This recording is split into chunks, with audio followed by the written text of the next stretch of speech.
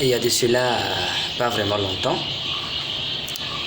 je lui ai présenté une vidéo sur la technique de production en milieu urbain, spécialement la production des légumes, qu'on appelle aujourd'hui, qui a toujours existé, qu'on appelle l'agriculture hors sol.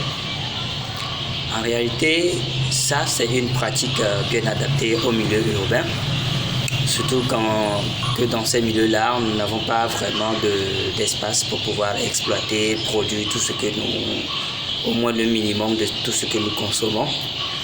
Et là, nous voyons souvent, nous avons des espaces, mais de très petits espaces, que ce soit sur l'arrière-cour, sur la dalle, sur la terrasse, et ainsi de suite.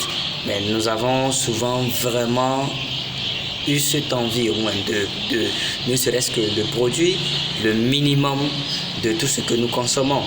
La tomate, le piment, la courette potagère et tous les autres légumes. Alors aujourd'hui, je reviens un peu spécialement sur la production animale. Je veux bien sûr parler de l'élevage. Est-ce que en ville, lorsqu'on est en milieu urbain, l'on peut aussi se permettre de lancer un projet d'élevage, même si c'est pour notre propre consommation, ou plus tard même pour la commercialisation? Là, je vais vous montrer juste un petit truc que je suis en train de faire. J'avais également déjà tourné une vidéo où j'ai eu à parler également de ceci. Comment en réalité lancer un projet d'élevage en milieu urbain ou bien dans un espace où nous avons moins d'accès à la surface.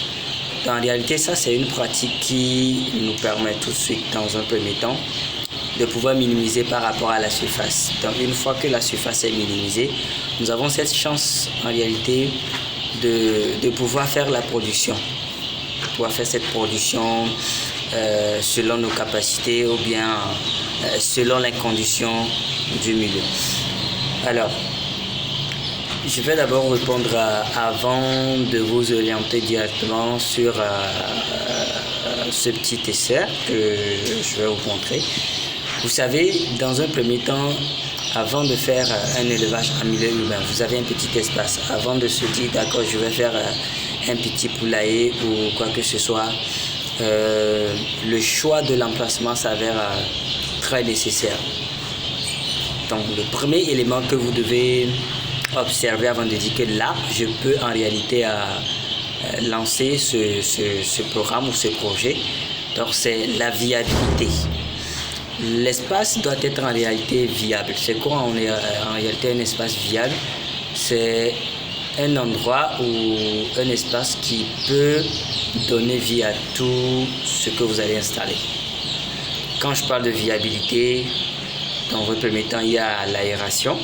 Voilà, il faut privilégier en réalité une surface bien aérée. Ça, c'est très capital.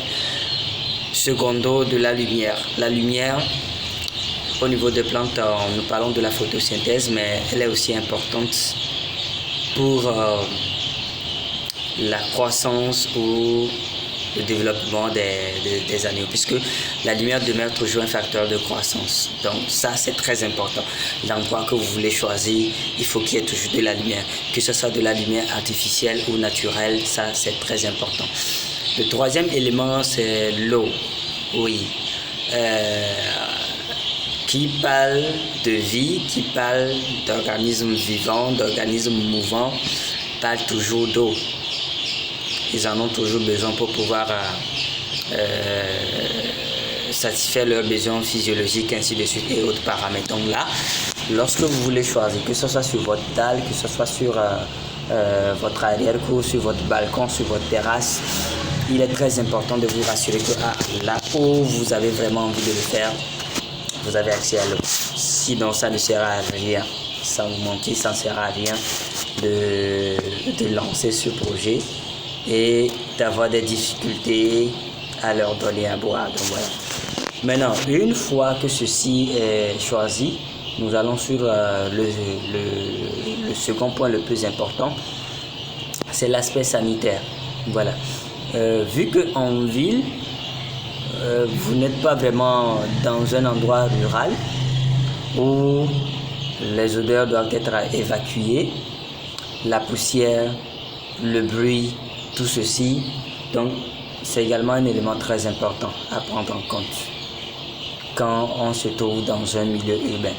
Voilà, il faut éviter d'élever en fait des sujets qui polluent de façon sonore le milieu, de façon sonore. Donc parmi les volailles aussi que vous voulez faire, ou même parmi les animaux que vous voulez élever en milieu urbain, il faut voir, par exemple, moi je ne conseille pas l'élevage des pintades dans le milieu urbain, vu leur cri, par exemple, qui est très aigu.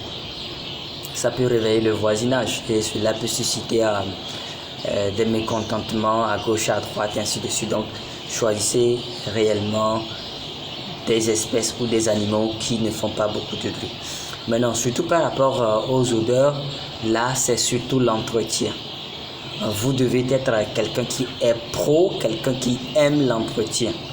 Voilà, toujours entretenir le poulailler, le matériel, ainsi de suite. Cela permet d'assainir toujours l'endroit et aussi de garder cet endroit propre et éliminer beaucoup d'odeurs. Mais lorsque cela n'est pas fait, vous allez voir que lorsque vous prenez du temps à éliminer ou bien à faire partir le copeau, ainsi de suite. Ici, vous êtes en milieu rural, vous n'êtes pas en milieu rural. Pour garder le copeau pendant longtemps, ça va commencer à sentir avec l'ammoniac et bref, tous les autres éléments. Vous-même, ça ne vous sera pas viable. Donc, ça, c'est très important. Voilà. Maintenant, l'autre élément, c'est, comment l'appelle-t-on? Ce que j'appelle le matériel adapté. Alors, étant en milieu urbain, est-ce que je dois me permettre de construire tout de suite un building, c'est-à-dire un poulailler au-dessus de ma dalle ou de ma cour, ainsi de suite? Donc, ouais, tout ça, là, ça dépend d'abord des moyens financiers. Si vous avez des moyens financiers, la construction, ça, sachez que ça demande aussi un peu de fonds pour pouvoir le faire. Mais si vous avez les moyens financiers, bon, ça va, ça va. Maintenant, secondo, c'est de voir, surtout si vous êtes dans un milieu où votre situation ne vous permet pas vraiment d'être stable. Je parle surtout des fonctionnaires, parce que là, d'un jour à l'autre, vous pouvez être affecté pour une autre destination. Donc, vous voyez que tout ce que vous avez réalisé, ça ne serait pas facilement déplaçable. Donc, aujourd'hui, il y a ces moyens de faire des poulaillers mobiles très simples, à très moins de coûts. Donc, vous voyez un peu, au lieu de se mettre à fabriquer des parpaings, à chercher de la toiture, à faire tout ceci, bon, qui va demander des centaines de mille.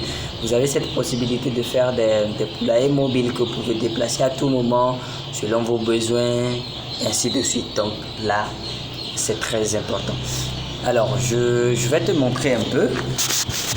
Je crois que je parle là, donc, par exemple là dans la salle. Ici, c'est un système d'élevage que je suis en train de faire. Ça, c'est le système en cage. Donc, c'est un système en réalité très économique en matière d'espace. Où vous allez voir que j'ai fait de façon étagère. Voilà. J'ai fait de façon étagère. Donc, en dessous, j'ai des poussins que je suis en train de démarrer. Là, vous voyez un peu. Là, ici, j'ai également des poussins. Ainsi de suite. Ici, voilà. Et là. Bon, je vais l'amener un peu plus loin pour que vous puissiez voir de quoi il s'agit. Donc, vous voyez un peu. Là, un système en réalité très simple qui me permet de les abreuver, de les alimenter. La lumière est permanente, donc voilà. Et là, comme ça, pendant le jour, voilà, ils ont accès à la lumière naturelle. Pendant la nuit, surtout à l'état de poussin, j'allume la lumière là. Il y a également, voilà, par exemple, cette lampe, elle sert, elle n'est pas l'unique quand même, la lampe à pétrole, ça c'est une torche chargeable qui peut suffire. Bref, c'est pour éviter un peu l'obscurité à l'intérieur, surtout à l'étape poussin, c'est très nécessaire. Parce que souvent, lorsqu'il y a l'obscurité, ils vont aller s'entasser, ils auront peur, ainsi de suite. Donc, voilà. Donc là, ce système vous permet en réalité de gagner gagner énormément en surface. Vous voyez déjà sur cette petite surface, je me rappelle, j'ai fait quelque chose de 1 mètre sur là, 1 mètre sur, je pense, 60.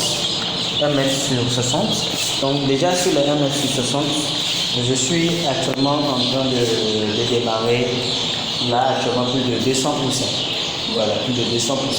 Ça ne veut pas dire qu'ils vont grandir ici, non. Ça c'est l'étape de chauffage pour qu'ils grandissent un peu avant de les amener dans une autre cage. Voilà, où ils auront accès à l'espace, ainsi de suite. Donc voilà. Maintenant, ici, c'est pour les poussins. Donc, vous avez également cette possibilité.